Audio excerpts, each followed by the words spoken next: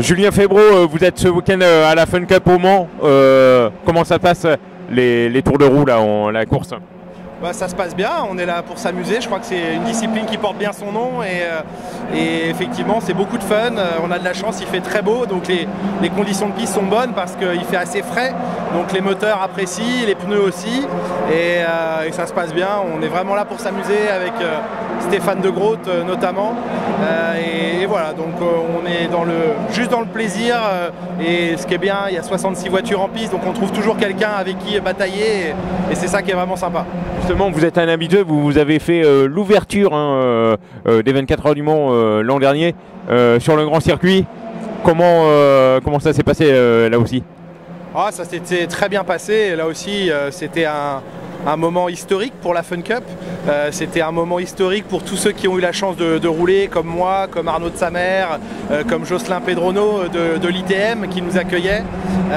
C'était unique, se retrouver dans les Hunaudières, à Mulsanne, à Arnage, dans les Porsche. Enfin, on réalisait au fil de la journée et des séances qu'on avait l'immense privilège de rouler sur le grand circuit des 24 heures du Mans. La portion la plus difficile du circuit?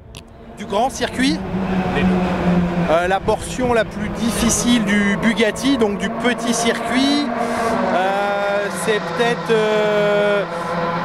ça peut être la Chapelle où on peut perdre du temps, il faut à la fois pas faire trop de chemin, il faut pouvoir reprendre les gaz tôt, il y a plein d'endroits un petit peu techniques, bien soigner le raccordement c'est ultra important parce que ça conditionne toute la vitesse jusqu'à la Dunlop, donc il n'y a pas d'endroit qui soit insurmontable, mais il y a plein d'endroits complexes à négocier. Dur à piloter la Fun Cup ou... Non, c'est pas là. Encore une fois, c'est dur à piloter si on veut aller très vite. Moi, je suis extrêmement loin de ceux qui roulent devant. Donc, mais pour ce qui est de prendre du plaisir et de tout de suite pouvoir s'amuser avec une voiture de course, non, c'est pas difficile, au contraire. C'est une voiture qui est très facile à prendre en main.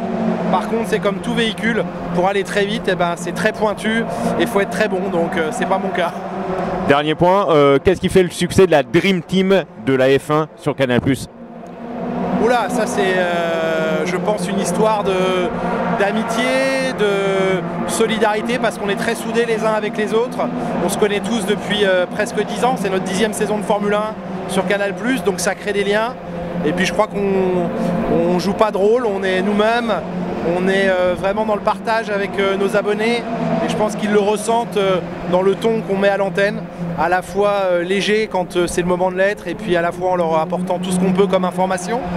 Donc je pense que ça fait un bon mélange tout ça, chacun est à sa place dans l'équipe et on prend beaucoup de plaisir et si on arrive à le transmettre à nos abonnés alors c'est super. Bon, la bataille va se jouer entre Max Verstappen ou Lewis Hamilton selon vous pour le titre? Je ne mettrai pas Lewis Hamilton pour l'instant parce que malheureusement il n'a pas la voiture pour se battre devant et on ne sait pas combien de temps ça va prendre. Donc après 2 Grands Prix c'est plutôt Charles Leclerc et Max Verstappen qui semblent les mieux placés. Mais ça va être une saison très longue, les voitures vont beaucoup évoluer. Donc la situation d'aujourd'hui ne sera probablement et certainement pas celle de demain et de la fin de saison. Donc attention au retournement de situation. Merci.